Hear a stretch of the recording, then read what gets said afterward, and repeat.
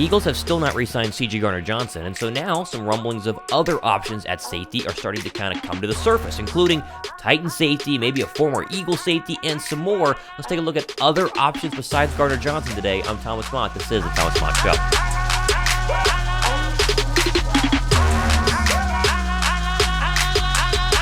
What's up, guys? Thomas Mott here. Welcome to the Thomas Mott Show on a Saturday. Philadelphia still has not re-signed CJ Gardner-Johnson. I hope it's coming soon, but what happens if it doesn't? Well, we're going to give you some options here, other safeties that are available that Philadelphia could go ahead and trade for or sign that, could I guess, fill the hole for what CJ Gardner-Johnson will miss if he does leave. Let's just break it all down, starting with, of course, the safeties that are signed. Here's why CJ Gardner-Johnson remains unsigned. He wants to be paid like Jesse Bates. He wants to get $16+ million a year. However, all the other very good free agent safeties didn't even get close to Jesse Bates. Von Bell got $7.5 million. Juwan Thornhill got $7 million. Donovan Wilson got $7 million. Jimmy Ward got $6.5 million.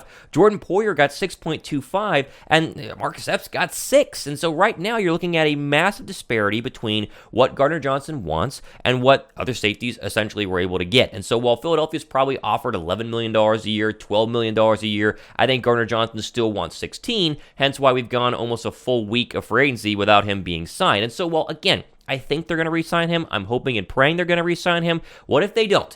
Well, let's get you prepared if that is going to go ahead and be the scenario and show you some other names that are available right now who could make sense at the safety position. First of which is, to me, the best one that's out there, and that is Kevin Byard, the Titans safety, who apparently, according to Bleacher Report, is at a crossroads after Tennessee proposed a pay cut.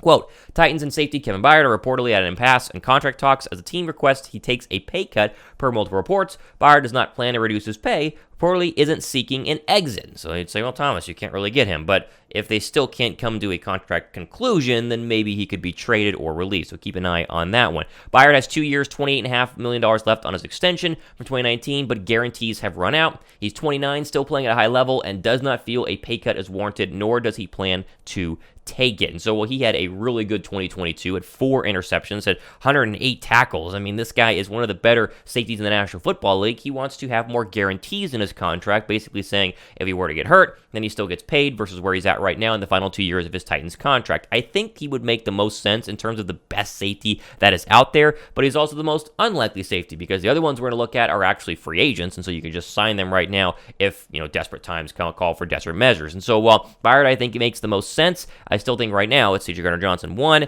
and then all the other options behind him. But if you had to rank the other options, Kevin is definitely probably higher on the list just based on his overall performance and play.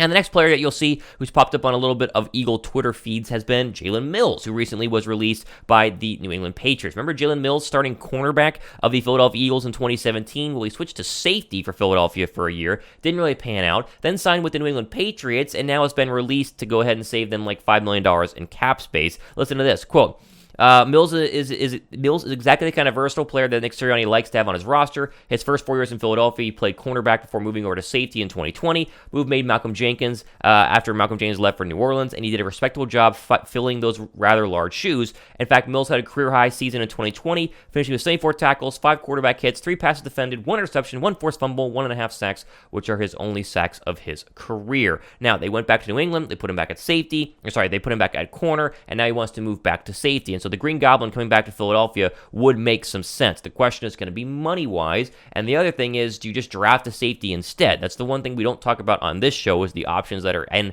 the NFL draft coming up in about a month and a half, and that is the Texas A&M safety, talk about the Alabama safety, the Notre Dame safety. There's a bunch of safeties in this draft Philadelphia could look to at 10. They just historically, in terms of Howie Roseman's drafting apparatus, has not been to go ahead and take a safety. So I like the idea of Mills. I think Mills on a 1-year kind of prove-it cheap contract, bring him back, pair him next to Reed Blankenship, and Philadelphia would at least have a veteran who's been to some serious playoff games and won some serious playoff games in a city he's familiar with in Philadelphia, back at the helm at safety. And so keep an eye on Mills. I think that Howie Roseman's probably filed him away as a very last-minute option if they weren't able to get the Titan safety or if they weren't able to bring CJ Gardner-Johnson back, and so we're going to circle him as an option, but I don't think he's as high up as the Titan safety, hence why he's number 2 on my list. When we get to the rest of the available free agents, the ones that you can just sign on a whim right now, there are a couple of names that jump out, but a lot of these guys really aren't that great. I mean, you got Adrian Amos, the free safety, 29 years old from Green Bay. He's still waiting for his market to develop. Devin McCourty technically is a free agent, but he's also 35 and only plays for the Patriots, so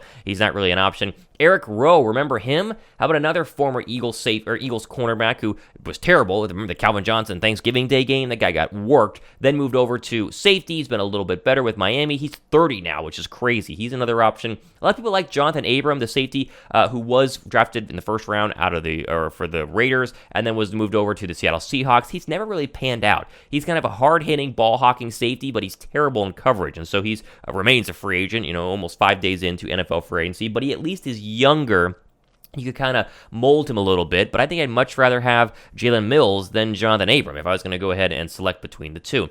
LaMarcus Joyner from the Jets, he's just a little bit up there in age. He's 32. Marcus Allen, Terrell Edmonds. I mean, these are guys that I just don't think Philadelphia would be interested in really looking at all. I have seen people mention Roddy McLeod as an option. Remember Roddy McLeod, starting safety for the Philadelphia Eagles in the Super Bowl? Well, he's had a lot of injuries and did have a decent season with the Colts last year, but again, is 32 years old. And so the problem with a lot of the guys you're seeing on your screen, they're either young but haven't really proven themselves to be any good, or they're too old and probably are on their last legs and you can't really trust them to play all 17 games plus hopefully 3, 4 postseason games, whatever Philadelphia is at. And so really what the point of this show is to show you that there aren't a lot of options. And I think that the problem with Philadelphia right now is, yes, they want to bring down CJ Gardner-Johnson's contract, but CJ Gardner-Johnson looks at Philadelphia and says, well, you lost Marcus Epps, so who's going to be your safety? You're going to roll Reed Blankenship out there in a rookie?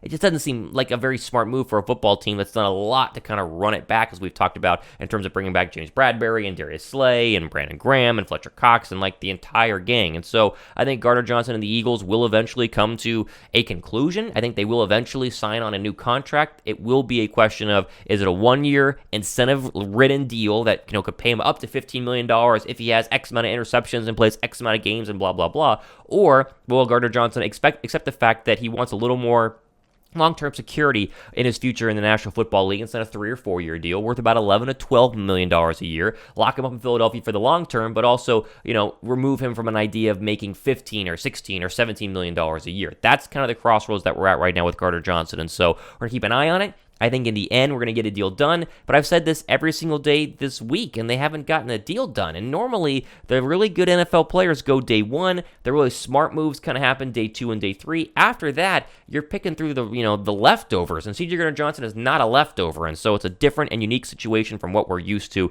but we're going to keep an eye on it and cover it here for you guys. Just got the 10K subs on the Thomas Mott Show, which is insane. Plenty of crazy stuff happening next week. Trust me, really fun launch.